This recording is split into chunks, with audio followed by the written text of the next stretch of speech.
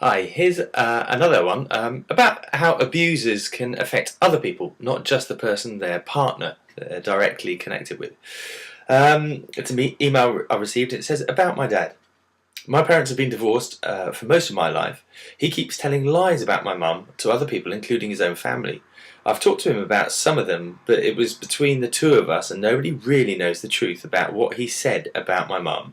It really hurts me that he tells his family members and other people these lies, and that they believe him because they trust him but don't really know him.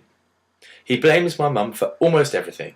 He makes himself appear a victim, but he is the victimizer. There is one lie I overheard that he doesn't know that I heard him say, and I want to tell the person that it's not true, but I am not sure how to tell her without hurting her feelings, and about how she will think of me if I tell her. That's a really common one. That the abusers spread a tapestry of lies around them. So when somebody contradicts that, they've got threads everywhere that they can contradict what the other person is saying, and they can justify themselves and make themselves appear either the victim, poor them, or blame. Very much blame the other person. So blame is central, but of course to other people they won't be appearing to be blaming. It'll be a difficult story and their poor selves, the difficult circumstances that they've had.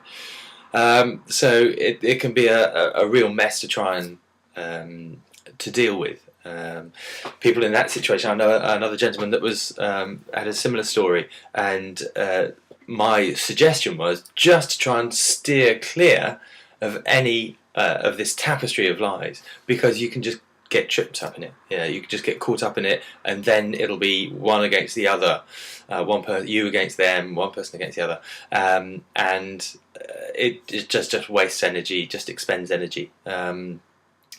So just avoid it, rise above it, because you'll be in a never-ending spiral of lies if you continue to engage in them and try and justify yourself and present the truth, because the truth is very different to abusers. And abusers, they will hook their victims, their partners particularly, they will hook their partners in with a web of or tapestry of lies, so that if somebody contradicts something in the background, they'll go, my gosh, and they'll take it to their partner and say, this has happened, is this right? That can't be right, I'm very shocked, and the abuser will just dismiss that in whatever way, and because the hooks are in, the hooks of trust, I say trust, but it's not trust on truth, it's trust on lies, because the hooks are in so deep that they'll be reassured by the abuser, and it could backfire on you if you're the perpetrator of this truth.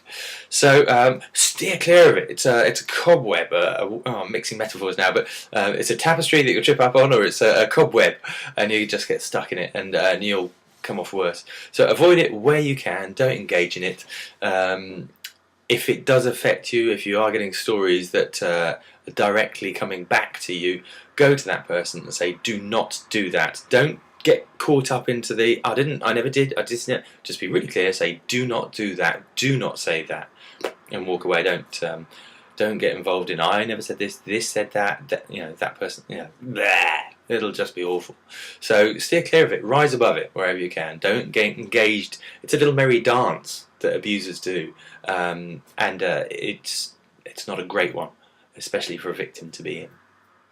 That for me is an interesting. It's very much about how abusers operate, and for a victim, very easy to get sucked into that, to justify, to stand up for the truth, to feel caught up in it, and really feel drained from it, and of course that's part of the purpose for the abuser. So just to let you know that sort of stuff goes on all the time in abused relationships. Okay, many thanks. Keep blogging back, give us your comments, and keep emailing. Many thanks. Bye bye.